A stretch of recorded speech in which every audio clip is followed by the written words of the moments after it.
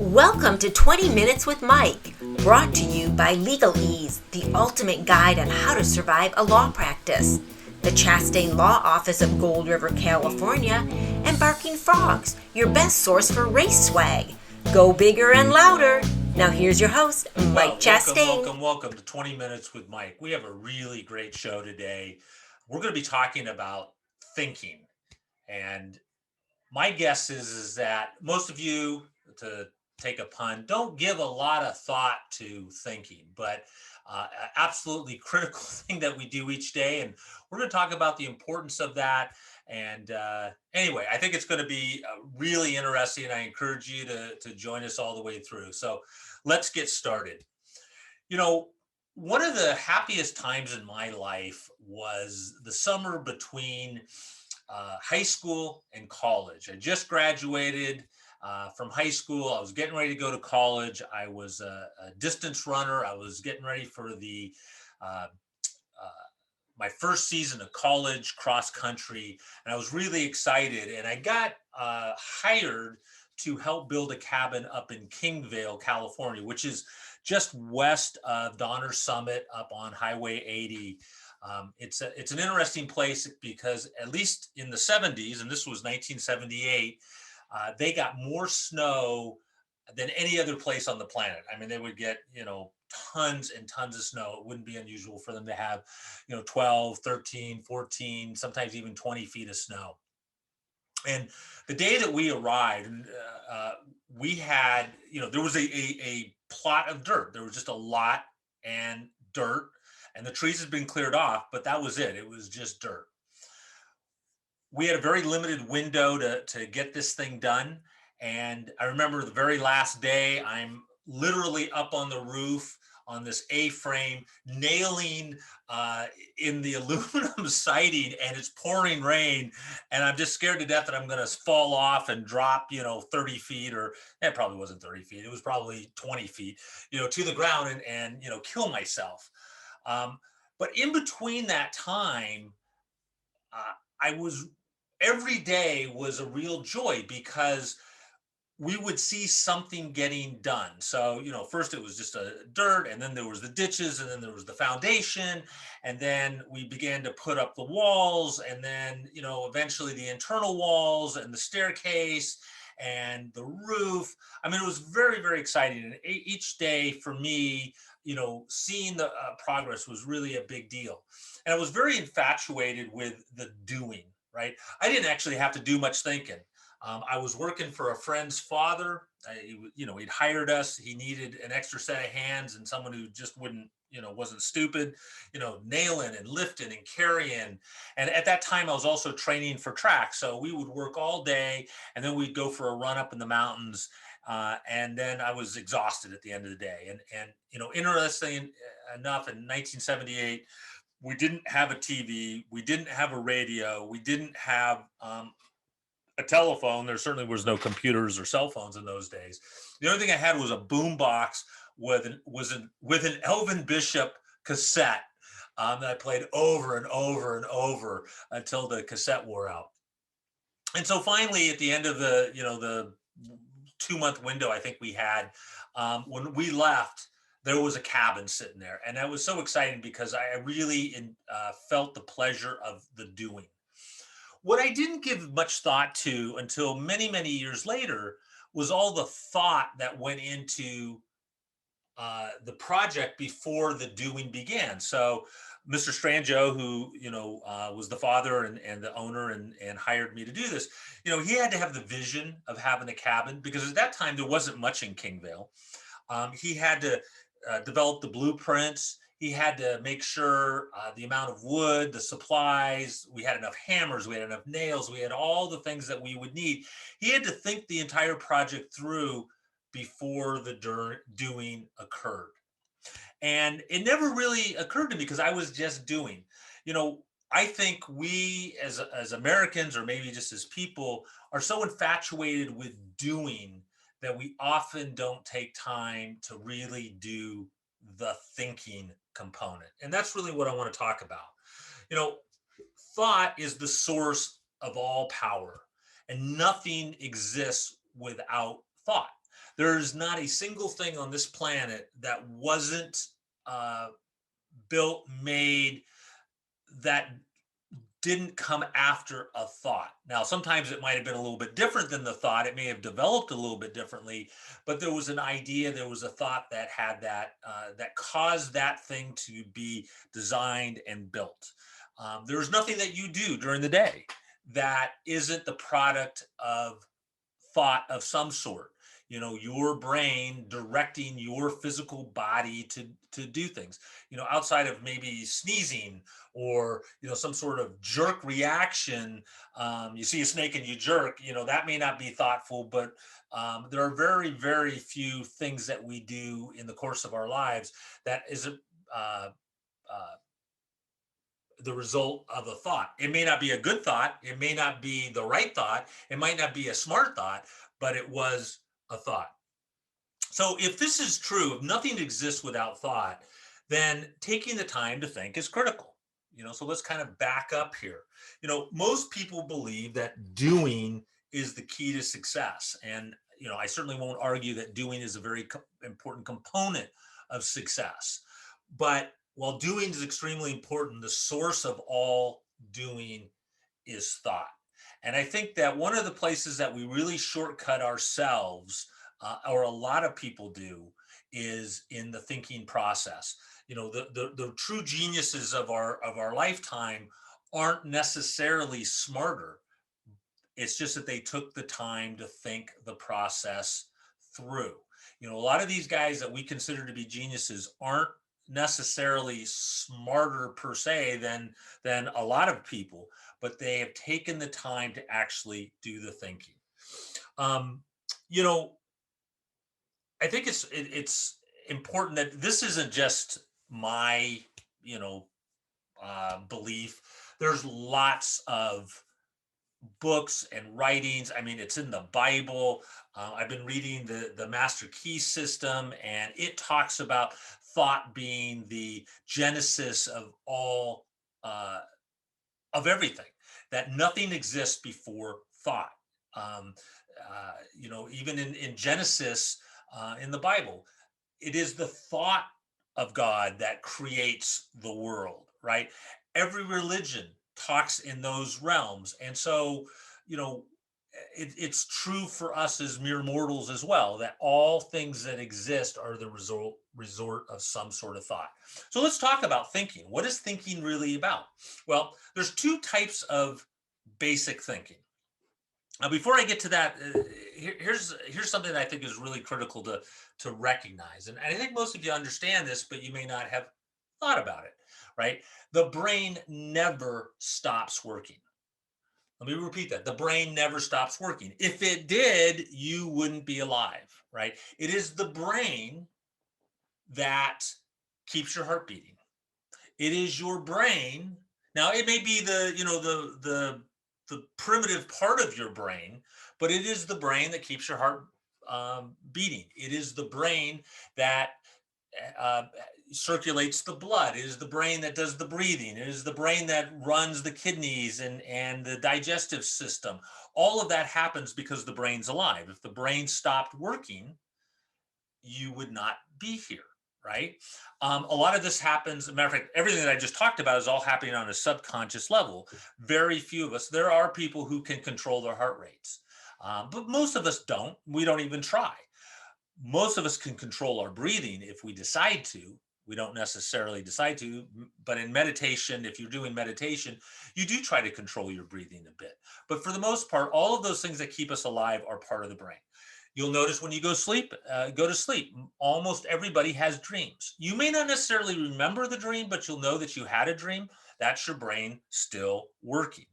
And the reason this is important is that every question that you ask yourself or your brain, the brain is working on all the time until it comes to a conclusion, until you say, okay, we have the answer to that.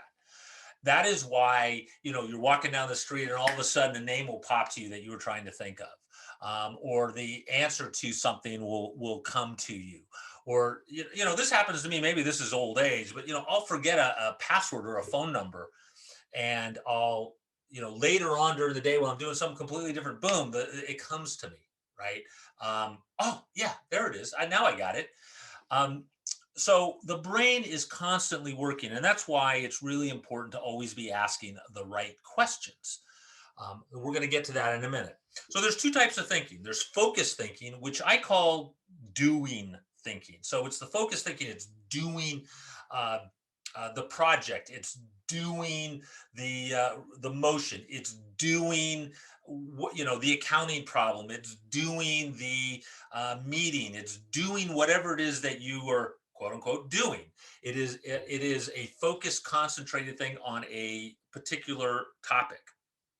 And focus thinking is all done primarily in the frontal cortex of your brain, right? It's just a limited spot in your brain that is doing that focused thinking. And focused thinking is critically important. And we all struggle with it. I think in this generation, we struggle with it more because we have shorter attention spans than perhaps we had in other generations because we have so many distractions. But it is the focused thinking that is the doing. But there's another kind of thinking, and that's called diffuse thinking. It's also known as default network thinking or default mode thinking. And that kind of thinking occurs in the entire brain. So it's not just the frontal cortex, but the entire brain, where all of the brain is working on connecting dots and coming up with solutions to problems and or questions that you may have posed to it.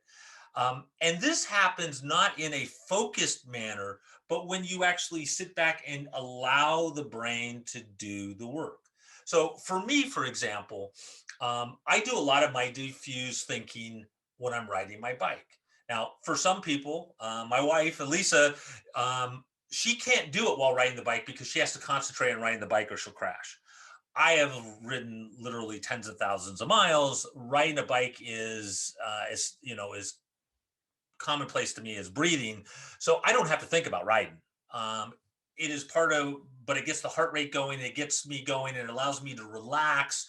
And so my mind can just percolate and spit out information. And I talk to myself while I'm biking because all I'm doing is articulating the ideas that are flowing through my brain. That's diffuse thinking. And that is really the thing that I want to be focused on because it is in diffuse thinking that the outside the box ideas come from, that the great epiphanies come from. They rarely come from concentrated focus thinking. They almost always come from a level of diffuse thinking where you are letting the brain do its job and you sit back and get out of the way. So let me give you kind of another example of how that might work.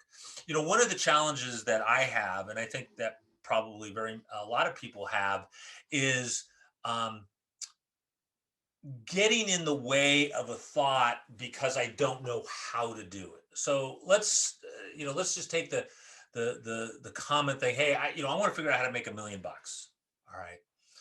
Um, Well, the challenge that a lot of people have, and the challenge that I'm getting much better at eliminating for me is, I started thinking about all the. I started trying to think of how am I going to do that, and I'm doing math, and I'm trying to figure out hourly rates and the cost and how much how big of a building I would need to have to generate that kind of money, and I get in the way of the diffuse thinking. I get in the way of the brain because I start limiting. I start going, well, that won't work, and that won't work, and that won't work, and I never give the brain an opportunity to really think and start spitting out the ideas. Now, some of those ideas that get spit out may be invalid or not very good, but some of those ideas may be great ideas that lead to other great ideas that lead to other great ideas. And so one of the challenges that I think a lot of people have, I know I certainly have, is this idea of limiting myself of the how. How am I going to do that? And one of the great laws of manifestation, one of the great laws that they teach in the secret and in the master key system and in many other many other books and religious texts as well, is don't worry about the how. Ask the question, you know, how do I make $1 million?